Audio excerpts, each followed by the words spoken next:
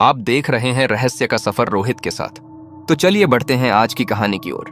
कहानी शुरू होती है 4 दोस्तों से, रोहित, आकाश, मीरा और कबीर।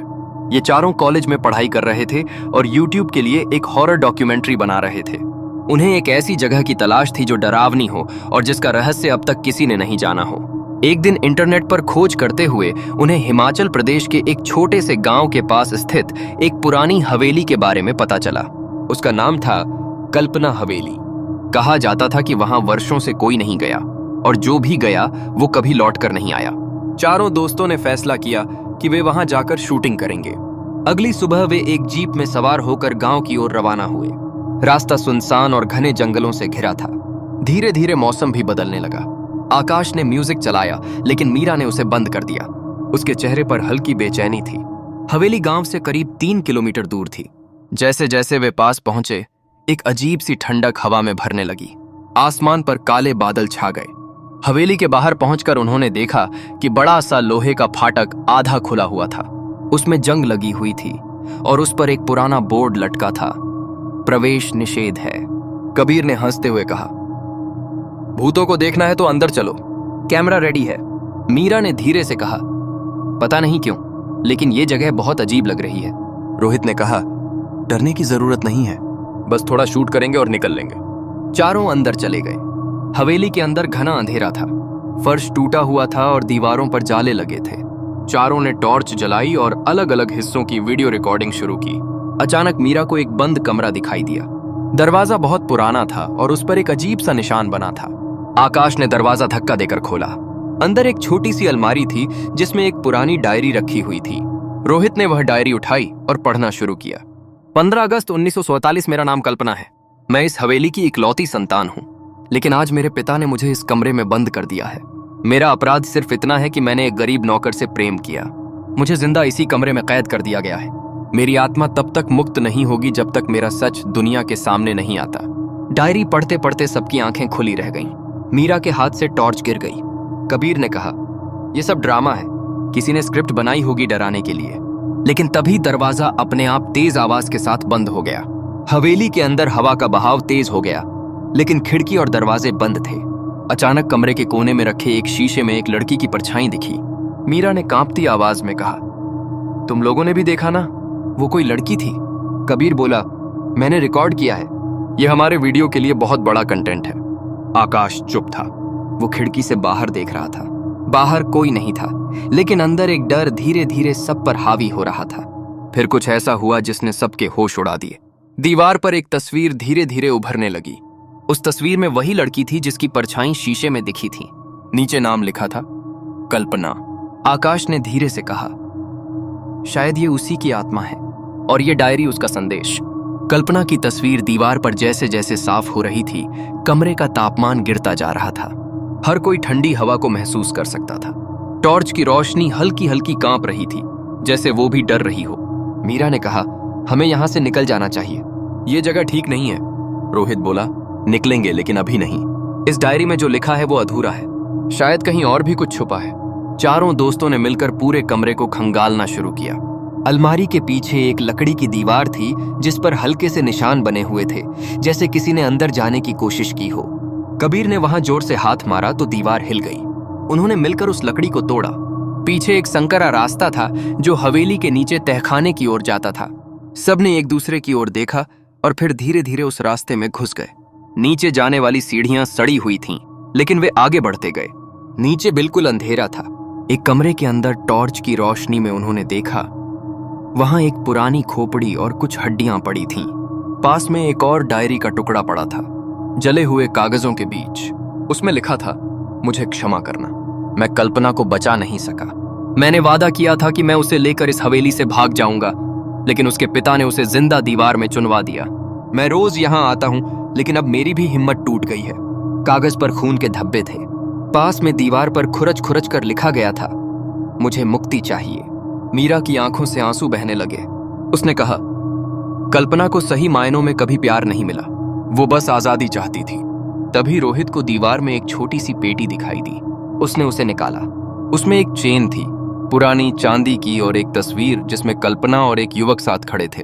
शायद वो उसी नौकर की तस्वीर थी जिससे वो प्यार करती थी। अचानक कमरे में तेज हवा चलने लगी। कबीर का कैमरा बंद हो गया। टॉर्च की रोशनी भी झपकने लगी। एक चीख गूंजी, बहुत तेज और करुण। दीवारों से ऐसा लगा जैसे कोई लड़की रो रही हो। आकाश ने कहा, कल्पना की आत्मा यही है और वो हमसे कुछ चाहती है। रोहित ने चेन को उठाया और कहा, हमें इसे वहां ले जाना होगा जहां इसे होना चाहिए था, मंदिर में। तभी कल्पना को शांति मिलेगी। चारों ऊपर की ओर भागे। जैसे ही उन्होंने तहखाना छोड़ा, दरवाजा अपने आप बंद हो गया। हवेली अचानक हिलने लगी, जैसे उसमें कुछ बदल रहा हो। वे गांव के मंदिर की ओर दौड़े। रास्ता पूरा सुनसान था, लेकिन किसी को अब डर नहीं लग रहा था। उन्हें लग रहा था कि कल्पना की आत्मा उनके साथ चल रही है। मंदिर पहुंचकर रोहित ने चेन और तस्वीर को अग्नि में समर्पित कर दिया। मीरा ने आंखें बंद करके प्रार्थना की, हे ईश्वर, कल्पना को शांति दो। उसका सच अब सामने आ चुका है। वो आजाद होना चाहती थी, अब उसकी आत्मा को मुक्ति दो। जैसे ही चेन आग में समाई, आकाश ने आसमान की ओर देखा। बादल छंटने लगे। हवेली की ओर से एक हल्की सी उजली रोशनी निकली, जो धीरे धीरे हवा में विलीन हो गई। मीरा ने धीमे से कहा, कल्पना अब आजाद है। कहानी खत्म नहीं हुई थी। जब वे लोग होटल लौटे और कैमरा ऑन किया, तो वीडियो में एक नई रिकॉर्डिंग जुड़ चुकी थी, जो किसी ने नहीं की थी। उस वीडियो में एक लड़की खिड़की से बाहर झांक रही थी और कह रही थी, तुम लोग फिर आओगे ना। होटल में वापस आने के बाद चारों दोस्तों के चेहरों पर अजीब सी खामोशी थी। किसी ने कुछ नहीं कहा, लेकिन सब जानते थे कि जो कुछ उन्होंने देखा और महसूस किया, वो केवल एक कहानी नहीं थी, वो सच था। मीरा ने मोबाइल में वो वीडियो फिर से चलाया। वही लड़की, वही आवाज, तुम लोग फिर आओगे ना। आकाश बोला, ये वीडियो तो हमने शूट ही नहीं किया था, ये अपने आप रिकॉर्ड कैसे हो गया। कबीर ने कहा, क्या वो हमें कुछ और दिखाना चाहती है। अगले दिन सब लौटने की तैयारी करने लगे, लेकिन उस रात रोहित को सपना आया। उसमें कल्पना थी और वो कह रही थी, मुझे सच में मुक्ति नहीं मिली। जो मेरे साथ हुआ वो और भी भयानक था। मेरी मौत एक हादसा नहीं थी, वो साजिश थी। सुबह होते ही रोहित ने सबको जगाया और कहा, हमें वापस हवेली जाना होगा, कुछ रह गया है। कल्पना की आत्मा अब भी भटक रही है। मीरा ने विरोध किया, हमने अपना काम कर लिया, अब और नहीं। लेकिन आकाश और कबीर तैयार हो गए और आखिरकार मीरा भी मान गई। चारों दोबारा हवेली की ओर बढ़े। अब की बार रास्ता और भी ज्यादा डरावना लग रहा था। जैसे जैसे वे पास पहुंचे, हवेली की खिड़कियों में धुंधली परछाइयां दिखने लगीं। हवेली के अंदर सब कुछ वैसा ही था, सिवाय एक चीज के। कल्पना की तस्वीर अब गायब थी। उन्होंने उस तहखाने में फिर से जाने की कोशिश की, लेकिन रास्ता बंद था। तभी रोहित को ऊपर की मंजिल पर एक दरवाजा दिखा जो पहले नहीं था। दरवाजा अपने आप खुल गया। अंदर एक और कमरा था, बहुत साफ, बिना धूल के, जैसे कोई अब भी वहां रह रहा हो। मेज पर एक और डायरी रखी थी। रोहित ने उसे खोला और पढ़ा, मुझे बंद करने के बाद उन्होंने मेरे प्रेमी को मार डाला। मेरे पिता ने उसे हवेली के पिछवाड़े में दफना दिया। मैं मरने से पहले सब कुछ देख रही थी। मेरी आत्मा को मुक्ति तभी मिलेगी जब उसका शरीर इस हवेली से बाहर निकाला जाएगा और दोनों को एक साथ अंतिम विदाई दी जाए। मीरा की आंखें भर आईं। कबीर बोला, तो असली मुक्ति उसके प्रेमी के बिना नहीं मिल सकती, हमें उसे ढूंढना होगा। वे हवेली के पीछे के हिस्से में गए, जहां झाड़ियों के पीछे एक पुराना कुआं था। वहां जमीन थोड़ी खुदी हुई दिख रही थी। चारों ने मिलकर खुदाई शुरू की। कुछ घंटे की मेहनत के बाद उन्हें एक कंकाल मिला और उसके पास वही चांदी की चेन थी जैसी कल्पना की चेन थी। आकाश ने कहा, यह वही होगा, कल्पना का प्रेमी। उन्होंने दोनों की तस्वीरों और चीजों को एकत्र किया और गांव के बाहर एक पवित्र स्थान पर जाकर दोनों की समाधि बनाई। वहीं पर मीरा ने फिर प्रार्थना की, आज तुम दोनों को एक साथ विदाई मिल रही है, अब तुम आजाद हो। अचानक आकाश ने देखा, हल्की सी रोशनी उनकी समाधि से ऊपर उठी और उसमें दो परछाइयां एक दूसरे का हाथ थामे हुए आसमान की ओर जा रही थीं। कबीर की आंखों में आंसू थे। उसने कहा, अब असली अंत हुआ है। लेकिन जब वे लोग शहर लौटे और वीडियो एडिटिंग करने बैठे, तो आखिरी फाइल में कुछ और था। एक आखिरी वीडियो क्लिप। कल्पना और वो युवक साथ बैठे हैं, मुस्कुरा रहे हैं, और कल्पना की आवाज आती है, अब मैं आजाद हूं, शुक्रिया। इसके बाद स्क्रीन काली हो जाती है। हवेली से लौटे कई महीने बीत चुके थे। रोहित, मीरा, कबीर और आकाश की जिंदगी धीरे धीरे वापस सामान्य होने लगी थी।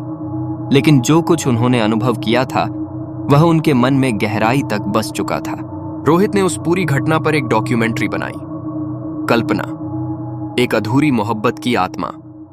और जब वो YouTube पर रिलीज हुई तो लाखों लोगों ने उसे देखा, लेकिन उसने वीडियो में कोई भूतिया फुटेज नहीं डाली, सिर्फ सच्चाई, सिर्फ कल्पना की कहानी। मीरा अब सामाजिक कामों में लग गई थी। उसने महिलाओं के लिए एक संस्था बनाई जो उन लड़कियों की मदद करती थी जिन्हें जबरदस्ती बंदिशों में रखा जाता था। उसके दिल में कल्पना की पीड़ा हमेशा ताजा थी। कबीर ने हॉरर शूटिंग छोड़ दी, उसने कैमरा एक तरफ रख दिया और अब ट्रैवल व्लॉग बनाने लगा।